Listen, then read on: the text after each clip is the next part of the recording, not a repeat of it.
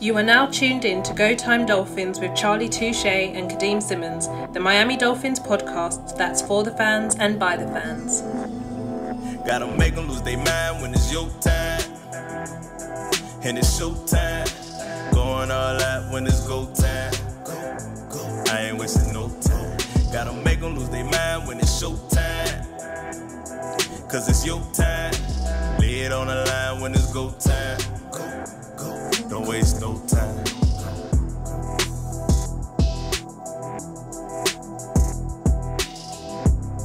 It's the things behind, like when it's off camera, when we're not recording, those are the best bits. So this guy just said to me, "You ready?" I said, "Yeah, I'm ready." And then he goes, hold on. And he wants to go somewhere. Normally he wants to drink something. Like, why do you always say, see, there we go. Why do you always say you're ready when you're not ready? Why is that? I told you I got to wet the whistle. You know what I'm saying? Like, you know how quarterbacks be at, you know what I'm saying? They do the snap and then they lick their fingers 30 times. You know what I'm saying? It's like I don't know, bro. It's just, I'm ready, man. Live and ready. Y'all know what time it is, man. I'm going to say, so you're drinking water, yeah? Yes, sir. So for me, it's obviously the time difference. It's 2 p.m., but I had McDonald's breakfast. Had my double sausage and egg McMuffin with a hash brown and some orange juice. And I think it's fitting, some OJ for today's episode. So with Charlie Touche, how are you? And let's get us ready. Hey, listen, it's Go Time Dolphins, the Miami Dolphins podcast that goes not only across the pond, but across the world. I'm your boy, Charlie Touche. I got my co-host, Kadeem Simmons, with me. It's always for the fans and by the fans. Your favorite podcast. And today we got a guest. And there's just some guest that you just can't, we got a guest on the show. Let's bring him in. You can't do it like that, right? It's like you have to introduce people like the proper way. And I don't know the proper way to introduce this guy.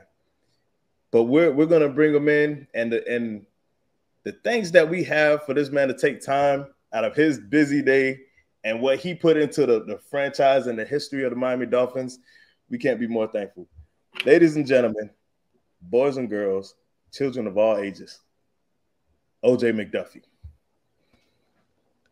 What's good, Juice? Fam? What's up, Juice? You all right? Yeah, I'm great, man. Children of all ages, man. A lot of these children don't remember who I was, Charlie, man. So we gotta, you know what I mean? They don't know my old ass. Hey, listen, man, I'm gonna be real with you, man. I don't know if I should call you OJ. I don't know if I should call you Juice. I don't know if I should call you Mr. McDuffie. I'm not, you know what I'm saying? Like, I'm not sure. OJ or Juice are perfect. OJ or Juice. That's what's up, man. How's it going? How's your morning going so far, Juice? So far, so good, man. You know, got up early. I went out for a little bike ride, you know, trying to keep my old ass in shape a little bit, at least. Not trying to get in shape to play ball, but in shape to stay, you know, heart healthy, you know. Hey, do you still, sometimes, do you ever feel like, man, I still think I could go route somebody up real quick? You still feel that way sometimes? No, I don't feel that way, though. It's ship sell. That ship sell. It's yeah. Hey, if I came back for a one-day contract, it'd be a 1-yard route, too, on top of that, you know what I mean? I like it. Not even a bubble screen. Like, you gotta be ahead of the sticks. That's so right. Listen, man, I'm gonna be real with you. A lot of people don't know this, right? But when I was younger, like I want to say 7, 8 years old, I was the quarterback of the song from Miramar, right? The Miramar Steelers, right? And I was quarterback 6, 7, 8, 9. I can't remember how old I was. And then you know, when you're a child, you just think you on the Steelers. Like I'm a Steeler. You feel me? So then I get a little bit older. I'm a teenager now. I go to high school, and I was in JROTC. True story, JROTC. And the sergeant was like, "Hey, what college do you want to go to?" And at the time, one of my favorite Dolphin players went to Penn State. So I'm like, man, I want to go. And I used to say Penn State, because I didn't know better. You know what I'm saying? Like, so I was like this little Steelers dude, like I had in my head, I'm going to go to Penn State. You know what I'm saying? And then there's just some things you remember as a child. For some reason, you don't know why you hold on to this stuff. Like, how do I have this memory? What do I have this memory for? Right? And it just works out that I have it for today. To have you on a podcast today to ask you a couple questions. So again, we appreciate you coming on, man. How you feel about the Dolphins and where we are right now with everything? Well, you know, I mean, we're doing a lot better than we were a few weeks ago, and you know that's important. You look at a 3-0 start, then, go 3-3 and then win the last two. One home against the Steelers, and, of course, up in Detroit this past weekend. I mean, I like the way things are trending. There's some things that obviously need to be worked on, defensively and some things offensively. But as far as I'm concerned, man, being 5-3 right now, it's a good sign.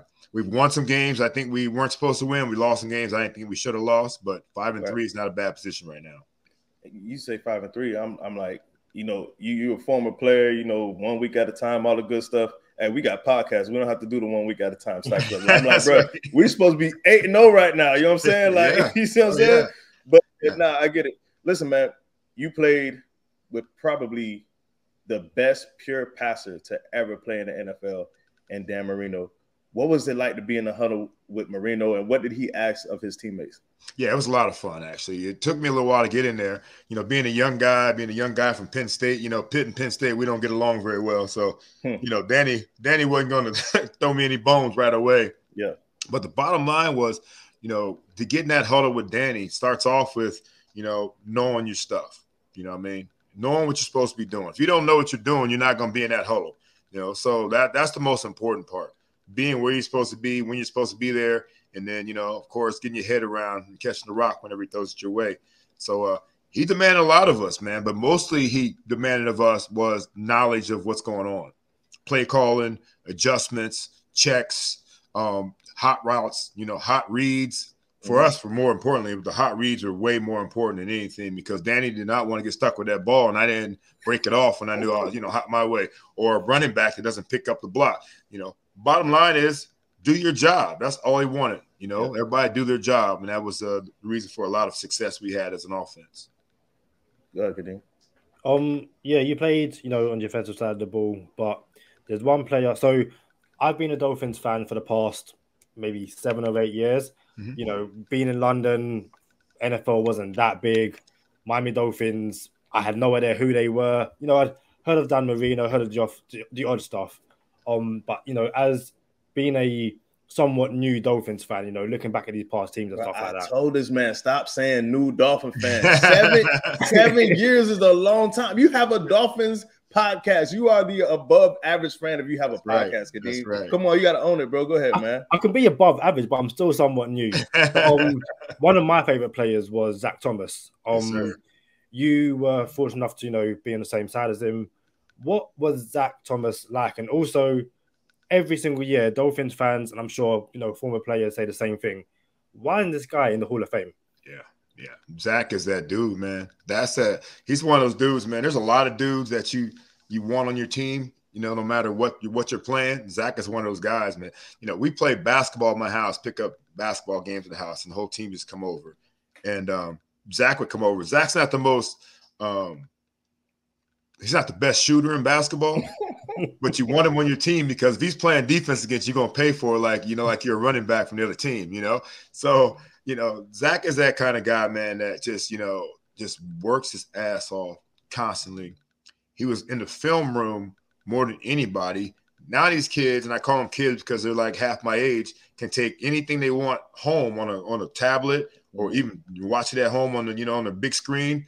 Where Zach, we couldn't do that. You had to watch film in the building. So Zach would order breakfast, lunch, and dinner in the building.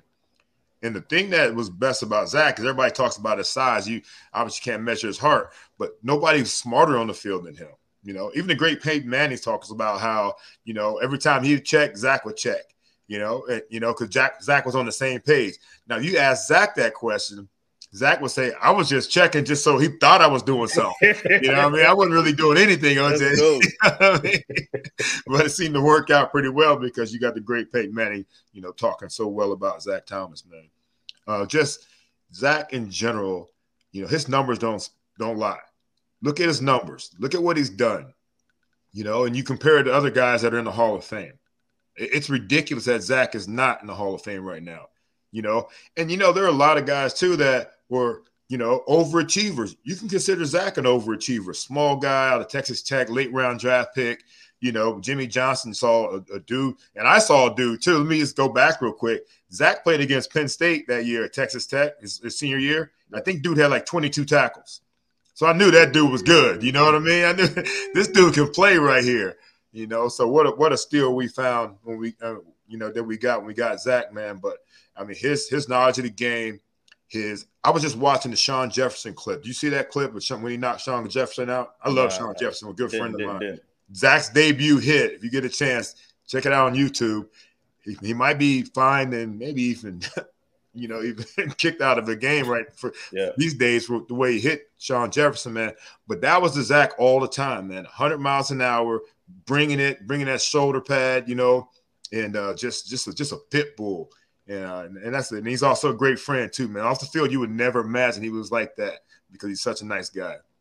Man, that's solid, bro. Listen, my guy here is getting married. Congratulations, Kadeem, my dude's getting married. Yeah, congratulations, man. Hey, listen, so we got this little running joke, you know what I'm saying? Like, why do I know so much Dolphin stuff? And it's probably why I'm single, because I just immerse myself with the Miami Dolphins. It's a problem for me, right? So this is one of those memories that I have that I don't know why I have it. Like, why do I know this stuff, right? But the Dan Marino fake spike game, you fumbled a punt. Did I? And you did. You fumbled a punt. and I thought it's gonna be a friendly. I thought it's gonna be a friendly interview. No. Listen. So you had this look like, yo, that we were down. It was. I think we had 4 or 5 turnovers that game, and Marino started off. I think threw a couple picks. Started off slow start. It was, and then we had to play the Jets, and back then the Jets used to give us problems. And I got cousins that are Jet fans. We used to go to the games and tailgate. Half the family were Dolphin fans, half the family were Jet fans. So bad. But the fake spike game, bro, what's that like? When you was it ever a conversation amongst the receivers, or was it just Marino only talking to Ingram? And from what I understand, what's his name? The Doug Peterson, right? Was it Peterson? Bernie Kosar. Oh, Bernie Kosar. Kosar. So Kosar told Marino, like, hey, I got this idea. Marino put it into play. What's that like? Did you ever get wind of the fake spike? Absolutely. We talked about it in meetings, and I don't know what week of the season it was there, but Bernie Kosar is the one that came up with the play, and Bernie said it's going to work once and once only. You know what I mean? And the timing couldn't have been any better than we pulled it off. You talk about that game. Yeah, we were getting drilled, and then all of a sudden, Danny and Mark Ingram started having a night. Mark had 4 touchdowns that game, and Danny was hitting him on stride, and they just had a nice little reunion that day. But Bernie Kosar, he told us and me, and Bernie, we had Bernie on our podcast as well. And Bernie said that everywhere he's been, that play has been in their playbook. He's talked to players about it. So even in Cleveland and Dallas, of course, with us, that was always an option for them to run that play. And it's so crazy because, we've talked about this play. It took so long to even get an opportunity to run it, but it seemed like people still kind of messed it up. If you look at that play, they're supposed to block solid for Danny, not so he doesn't get hit. But it looks like our right side, of course, Richmond and Keith were doing great on their left side, but the right side kind of had a little brain fart, and Danny almost got hit right there, man. But it's so ironic, 'cause I was talking about this week, because Mark Ingram ran that play, and it was on Aaron Glenn, and Aaron Glenn was the defensive coordinator for the Detroit Lions this past weekend. And I said, he's pissed off still, so he wants to play hard, coach hard against us. Dan Campbell's not happy. He didn't get the head man job here. So I knew the Lions were going to give us all we could handle, man. But it really, with Aaron Glenn and that fake spike play, man, something that we knew was going to be one opportunity to do it. And teams would try to duplicate it, but, every team's on guard now. Everybody's got to be ready for that now. And it's one of the best plays obviously in NFL history. What you got, Kadeem? Yeah, Def. You spoke about playing against the Jets. Kind of the Jets of back then aren't quite the Jets of what they are today. But we had Miles Gaskin on last year, and he spoke about not so much looking out for certain teams on the schedule because you've got to play everyone and all that kind of stuff, but circling that Buffalo game, saying, "I need to beat Buffalo. We as a franchise need to beat Buffalo." Yeah. Were there any teams while you were playing which, when the schedule came out, it was like, okay, week 7, this team, like, we need to make sure that we get this win because for whatever reason, it's meant that much more to you?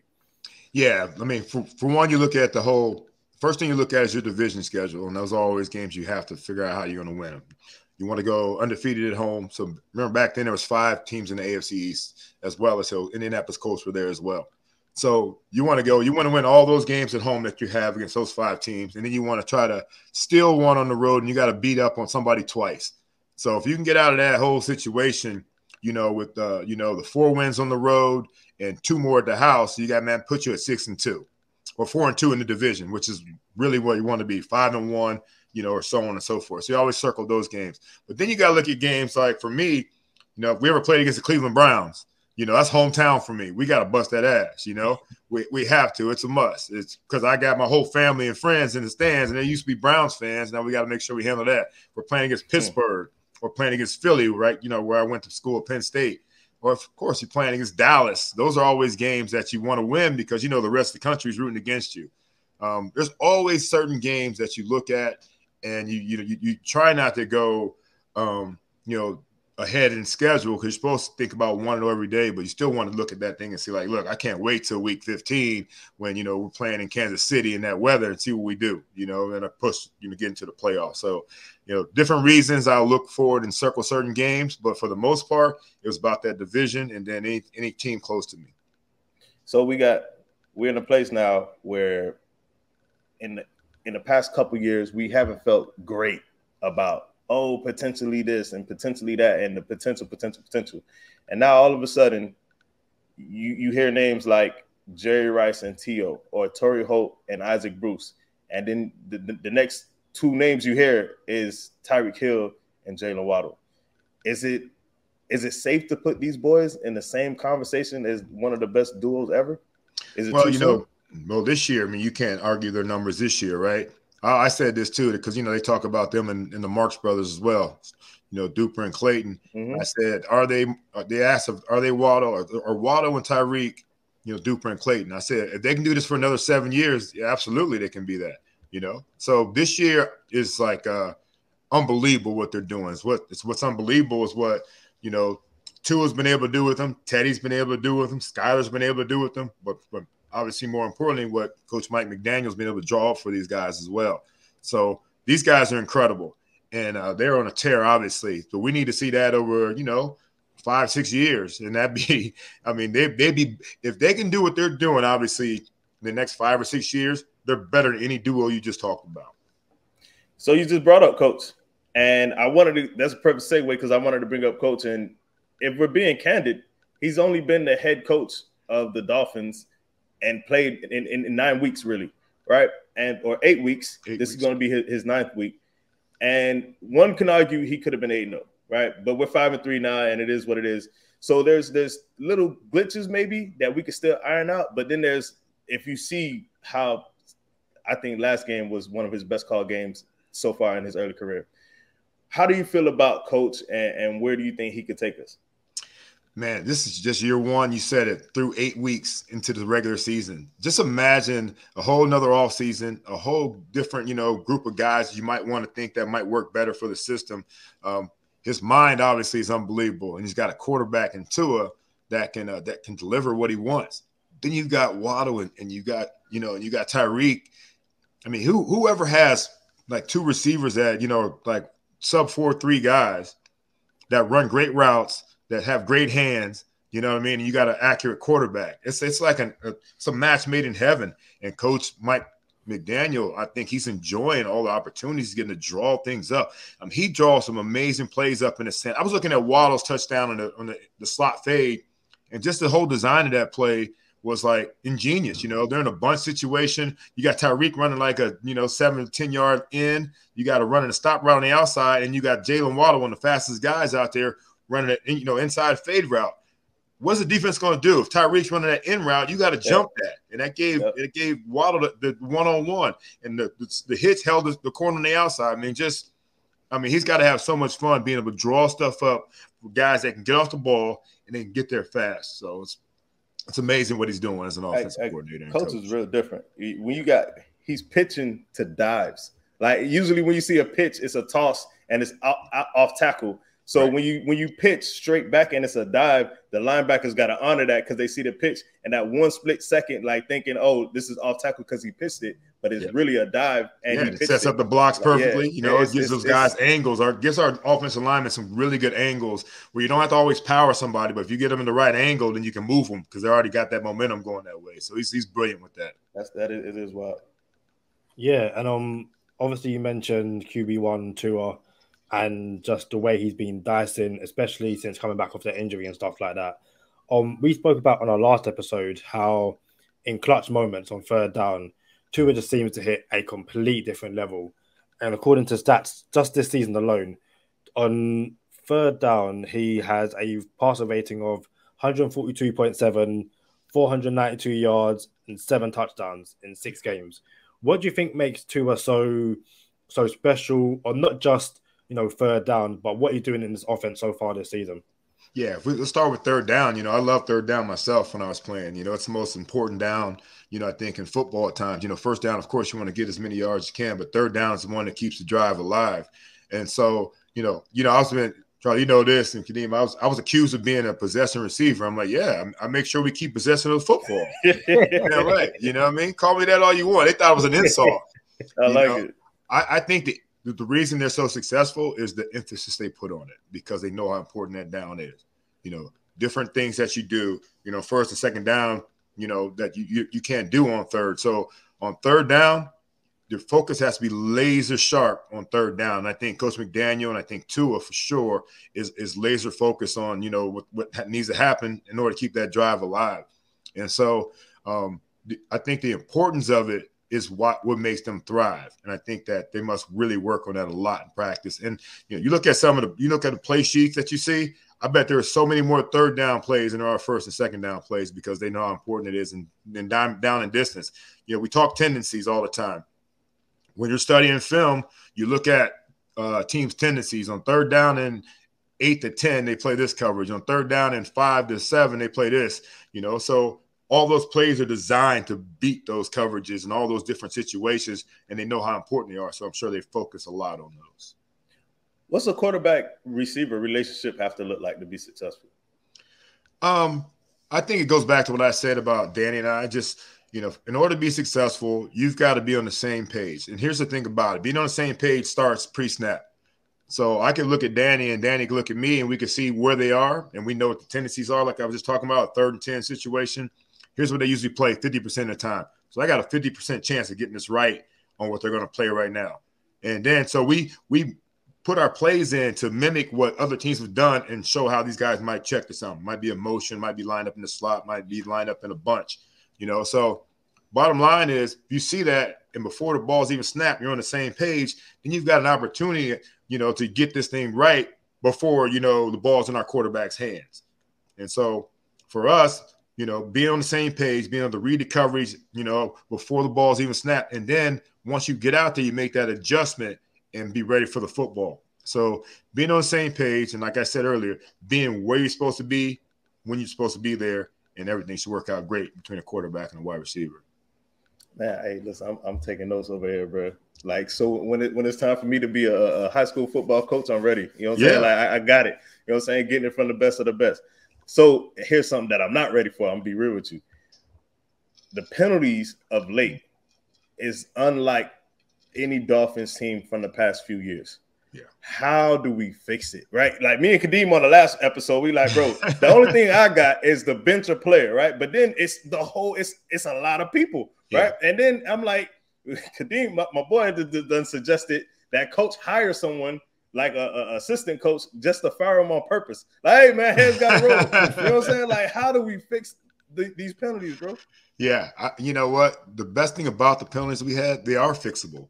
They weren't a bunch of personal fouls. They weren't a bunch of holding calls. We had lineup problems a lot of times. We had illegal motion problems. Those are easy fixes, man, and which is shocking to me because we're such a good team that pays such attention to detail that to line up all sides 3 or 4 times in one game, to have illegal motion, the one play where Tyreek's coming in motion and gets set and Tua's coming forward, the balls get snapped. Those are things that can be corrected, but it's amazing that they're happening in week 8 of the season.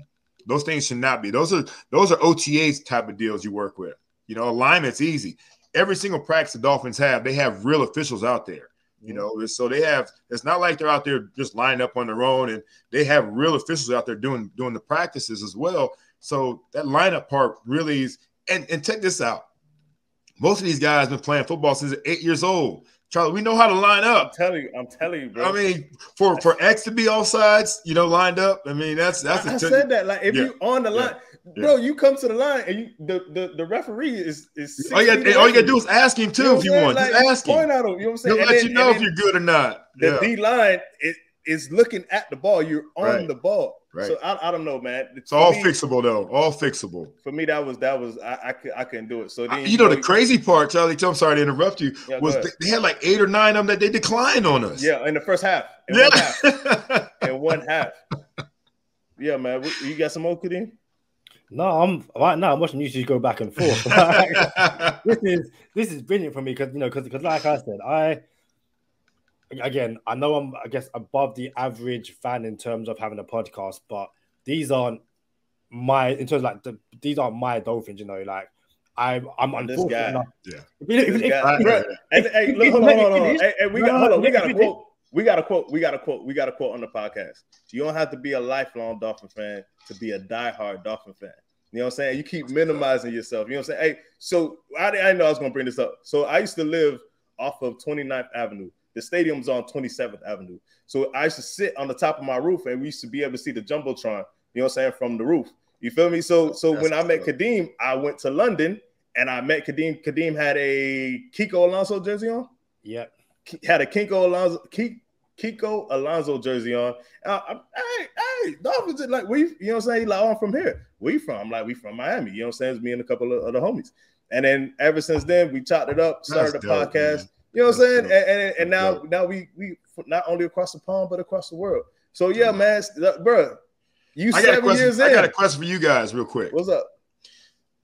Today, we're up against the trade deadline. What do you guys think the Dolphins should make a move on? You think we should do anything or stay pat, or what are you guys feeling?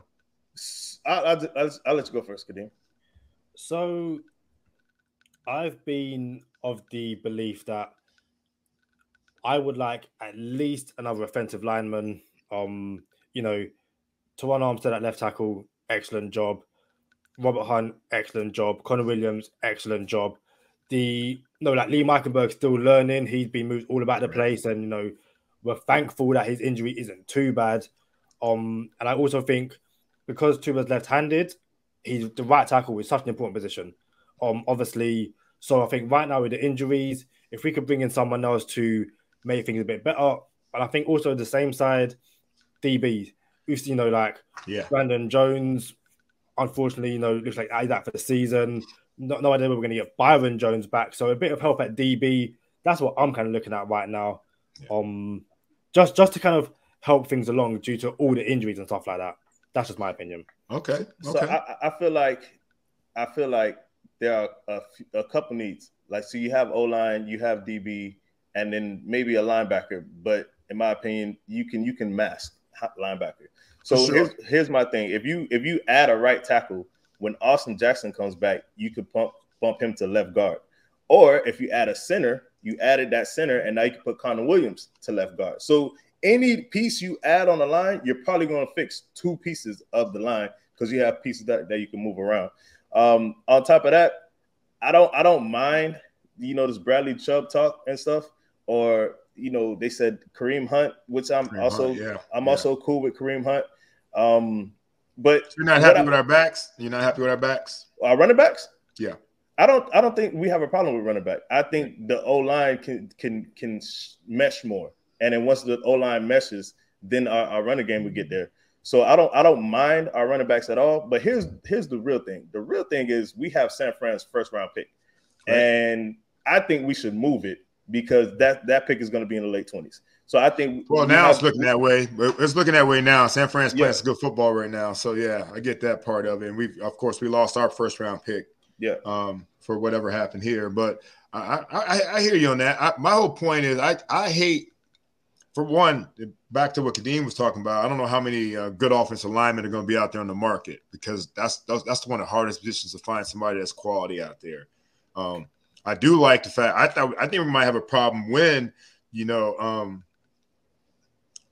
Austin Jackson comes back, because I think Brandon Shell's playing pretty well at that right tackle position right now. And I think that, Connor Williams and Robert Hunt, they've been playing really well together. And of course, Armstead is Armstead. He's unbelievable. So I think if we get guys healthy, we might be in a better situation, offensive line wise. Defensive back wise, you're not, unless you got a disgruntled one out there, you got to give up so much for good DBs. So I think that's why there's been some tryouts, throughout the weeks, with guys coming in and getting some workouts with the team. Bottom line with defensive backs is how quickly can you pick up Josh Boyer's scheme? If you can pick up his scheme, then we can, he can do a lot of things to hide or mask deficiencies. But to go out there and get somebody in free agency or during the trade deadline, it's a tough deal. It really is. But look, think about it. These people aren't expendable. Most of the players that'll be out there, teams are getting rid of them for a reason. Yeah, unless it's salary-wise issues, then it's probably because, they're either not as good or they're older or there's something else going on. So got to be careful going out there trying to get guys in the trade market when it might cost you a lot. We've done a lot to build up equity as an organization. Yeah, with Chris Greer getting all the picks that we have and all the opportunities to throw it away to somebody this year when I think our team is okay if we can get healthier. Here's what I think. I think it's a win now window. I think if you don't have to do what the Rams did and throw all the picks away like they always do, but we have a window with Tua on his rookie contract where that's where you want to maximize as much as possible. So for my dollar, if there's something to be gained in moving San Fran's one, I'm listening. Like Chris Greer say, you gotta listen to everything though, right? I'm picking up the phone. You gotta listen to everything though. But so what I don't want is to move Gesicki though. I'm not I was to move just Gesicki. about to get my bad, bro. I'm not trying to move Gesicki. Like he has the best hands on the team for my dollar. My bad, Kadeem. Were you about to say something about Gesicki? Well, no, only because obviously he went to Penn State. OJ went to Penn State, and he's someone who, So I have real bad luck with player jerseys. We call it the Kadeem curse. Kiko Alonso, I got Kiko Alonso jersey, he left. Kenny Stills, he left. Tannehill, he got traded. I got a Javon Holland jersey, number 22, because that's what he was given when he was drafted. Okay, good. Keep that one. Don't get the 8. Don't get the 8, man. We can't lose it, bro. Javon said the exact same thing. It was like he felt it. He got that Kadeem curse off him. Switch it up. But I've got a Gesicki jersey, and Charlie's been saying to me, get rid of that jersey because we ain't trying to see Mike leave. And obviously, you both went to Penn State. What makes Mike so good? Because he's not a tight end. He's unique. He's so special. What makes 88 so special? Well, I tell you what, you talk about his hands and catch radius. People don't know a lot about Mike. The fact that Mike was I think a 2-time All-American volleyball player in high school as well. His hops are incredible. Won dunk contest in basketball. Well over 40 inches with his vertical, being at 6'5", 6'6". So his catch radius is unbelievable, and he's faster than most people think because it takes his long ass a little time to get going. So but once he gets going, though, he's a 4-5 guy. At that position, and now I think he's starting to also be a lot more fearless over the middle. And being fearless over the middle is not about how tough a guy is. It's about how good your quarterback is and taking care of you, And I think he trusts the fact that Tua is going to take care of him. One thing I knew about Marino, he wasn't going to get me blown up over the middle. He wouldn't throw it to me or he'd throw it somewhere where I can protect myself. And that's the sign of a good or great quarterback. You don't have to be good. You have to do that. You have to protect your guys. And I think Mike is going to be able to occupy that middle. He's willing to take that, that seam route down through cover 2, over a linebacker's head where he's got to stretch out a little bit and make those catches. And you're right, though, man. I'd hate to lose Mike. Mike is obviously not just because of the Penn State factor, but the fear factor he puts on. When you got Jalen, Tyreek, and Mike out there, it's a tough deal for some defenses, man. It really is. Pick your poison. And then even when Mike's covered, he's open because of his ability to jump, his height, his speed, his length. All that stuff gives him an opportunity to beat guys that can be draped on him.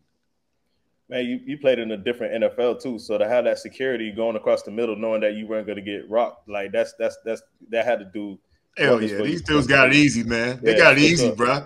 They got it real easy. They don't have Ronnie Lott staring them down. Steve Atwater. Not about anything. Ain't no Steve Atwater's running around out there. No. You know what I'm saying? No big-ass shoulder pads. A matter of fact, Ronnie Lott was on that team, the Jets team. He was. The fake spike team. So, all right, we're going into week 9. We got Chicago. Before I ask you your thoughts on Chicago, how do you get up? I know you could get up for the big games. Hey, we got a big game. We got Buffalo. You know what I'm saying? Hey, we got KC. We got Mahomes. How do you get up for bro, we're playing Chicago. How do you get up for the games like this? Yeah, you know what? How you get up for those? You think back to the games that you probably should have won. You know what I mean? You should have won some games, and you didn't get up for those games. And it helps a lot too when you're on a little 2-game winning streak. Coach gave Monday off. They had Victory Monday, so they should have a lot of good energy. But I tell you, man, it's just like when you see Detroit Lions go out there and put 27 on you real fast, you say, okay, well, hell, we cannot sleep on Chicago Bears no matter what. And I think that's how you get up, man. I got up for every game because I was nervous every game, so I couldn't wait for every single game, you know. But some guys do need a little different motivation, and it all, you know, it's on the coaching staff. It's on the position coaches to make sure their guys are ready to go no matter what, whether it be the Chicago Bears or, you know, the team from Guam, whoever you're playing against, man. You got to be ready to go. You gonna close us out, Kadeem? One more? No, I'm just. This is again. I'm a UK sports journalist. I spend my time, you know, chatting to soccer players, just various sports players. But at the same time, there's something about chatting to current and former Miami Dolphins players, which it just raises the bar. Like, again, I've spoken to like Lionel Messi, Cristiano Ronaldo. Like, those are legends in there. Hell, man. Hell yeah, they legends, man. But at the same time, like, you know, as a Dolphins fan, Dolphins podcast, this is legendary to me. Like, I would trade a Ronaldo and a Messi for a McDuffie, Duper, and anyone who's a Dolphin. So I've just got to say, from the bottom of my heart, thank you so much, man. Like, you're making this London kid dream come true. So again, thank you so much, man. Thank you. Oh, thank you, listen, man. Hey, before we let you go, OJ, I'm gonna be real with you. So we have, you know, the podcast, so we got to look up stats and have accounts for, you know, mock drafts and other accounts to find stats and stuff.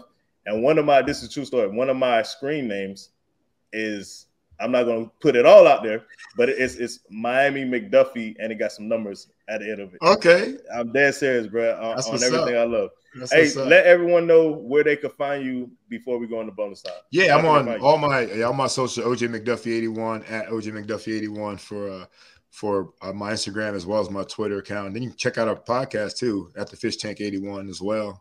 That, you know, check out the podcast. We got a lot of great stories. Me and my co-host, Seth Levitt, just, you know, talking with some former Dolphin players about things of the past, not X's and O's, but all the stuff that we did in the locker room and, you know, off the field and stuff. And so we've had about 120 episodes, man. And we just dropped today, actually, matter of fact, we've got Mike Pouncey going in. We'll drop Mike Pouncey today.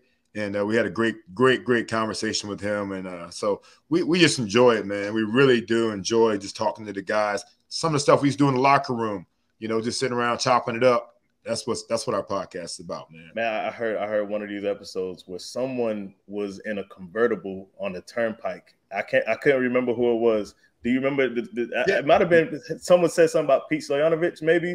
Well, yeah, there's Pete one, but I think there's also one with Mike Westhoff with Zach and Izzo, and also Richmond Webb and Keith Sims just driving a little 500 SL Mercedes. I said, "How the hell you big ass dude sitting in there, man?" But yeah, there's a bunch of really fun stuff out there for sure. Hey, y'all check out OJ McDuffie, man, Mr. McDuffie, Juice, OJ, on the Fish Tank of the Miami Dolphins Podcast Network. Y'all know what time it is. Stay positive, test negative. For Kadeem Simmons, OJ McDuffie, I'm Charlie Touche. Thank you for tuning in this time. Make sure you catch us next time on Go Time. You got everybody else right. You almost missed you. You feel me? You feel me? Already. Lose their mind when it's your time. And it's show time. Going all out when it's go time. I ain't wasting no time. Gotta make them lose their mind when it's show time. Cause it's your time. Lay it on the line when it's go time. Don't waste no time. Gotta make them lose their mind when it's your time. And it's show time. Going all out when it's go time. I ain't wasting no time. What's up, man? Loved it. Loved it. Absolutely loved it. Yeah. Oh man, bro. Listen, it never gets old. I mean, when we did the Myles Gaskin one and then the Javon Holland one, like honestly, I'm gonna be real with you. When we did the Javon Holland one at the end, and he signed off. And only thing we did was shake our head, like, bruh. And that was like one of my favorite moments ever, podcast moments ever on this podcast. We didn't even say no. We just said, bruh. And that was it. And I got that same feeling just now, man. Hey, thank you to OJ McDuffie for sliding on, you know what I'm saying, the Go Time Dolphins. And y'all check them out on Fish Tank, Miami Dolphins Podcast Network, man. What we got for bonus time, Kadeem? No one just like I don't even know what to say no more. Like I could speak about him and just the way he was for ages. I guess for bonus time, it's more about my mind's gone blank. Like I wish I guess we could touch on Chicago a little bit, man. Listen, I'm gonna tell you, I'm gonna say it like he said it, bro. We can't come in going down 14 in Chicago. You know what I'm saying? The same way we went down 14 in Detroit. Not saying that I fear them, but at the same time, bro, like we want to be a powerhouse. We don't want to be this team that survives. You know what I'm saying? And keeps teams in games that aren't supposed to be in games. We trying to come in and just, Dolphins are a problem. And I ain't gonna lie, people starting to see, hey, listen, Tua putting it together. Waddle and Hill, they putting it together. Like coaches is last against the Lions, bro. Coach, that was one of my favorite Coach McDaniel games. You know what I'm saying? He did his thing on the play calling. So I really want to come through and smack Chicago around, bro. I don't want no hesitation. Just come in and be like, oh yeah, y'all got something coming. Send a message to the NFL. Yeah, definitely. We said that about the Lions. We thought we'd get to a point where in the fourth quarter, the game is done. Like we're up 20. It's a matter of not take our foot off the gas, but, you might be able to not put out Waddle and Hill so much. Obviously we didn't know that Braylon Sanders were going to feature. So maybe you give Braylon Sanders some more snaps. Maybe Steve gets some Wilson some snaps and some touches and stuff like that. This is the perfect game where we can hopefully do that. And it's not about being disrespectful or, taking an eye off the Bears during the game. It's just about being in a position where you're up enough where, other guys can get targets. Or, I'm sure you've had it when you're playing video games. You start stat padding. You say, you know what? Hill's got 2 touchdowns. Let's get him a third. Let's get him a fourth. Again, obviously, I know that across sports, especially professional sports, there is that element of being professional. You don't really run up the score. And it's something which, when I play football, when I play sport, play video games, run up the score is completely normal. Like, listen, if you can't stop me from scoring, I'm not going to stop scoring. Well, do take knees in the third quarter? Yeah, boy, like, no, man, like, listen, you've got to earn the right to stop us. And if you're not going to stop us, we're going to keep on going. So, obviously, you still wouldn't be respectful to your opponents, but I think, listen, the Bears just lost Roquan Smith, a key piece of their defense. Yeah. This is definitely a game where they are weak on that side of the ball. We should be taking advantage of that and really making sure that we hammer home that, Tua's our starter, McDaniel's our coach, and we're coming for the playoffs. We're coming for that AFC title. Shut up. Quinn ain't there. Smith ain't there.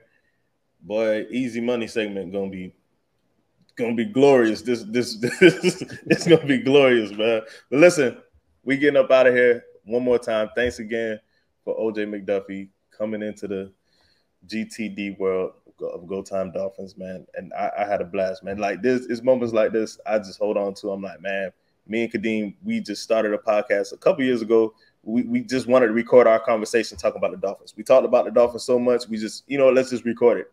Next thing you know, hey, we might have to get on YouTube now. You know what I'm saying? So now we're on YouTube. Hey, we got a couple players to come through for us. So, nah, man, I enjoyed this episode, and I rock with you too, Kadeem, man. I don't want to say you my brother, but you my dog. You not my ace, but you my dog, bro. I consider you a brother, man. I'm hurt. Bro, you don't consider me no brother, bro. Dude, you don't consider, like, hey, let's not tell the people how you said, hey, fam. Oh, my bad. I thought you were somebody else. I'm like, dang, I can't be fam. You know what I'm saying? You remember that? Listen, I've got no brothers. I've only got sisters, and I've got sisters. And yeah, like, I consider you a brother. Like, you, LB, like, I speak to you guys more. I speak to most of my friends. So, Kadeem, we brothers, though. I'm gonna come over to London and beat you down in soccer like a big brother supposed to, bro. I got you.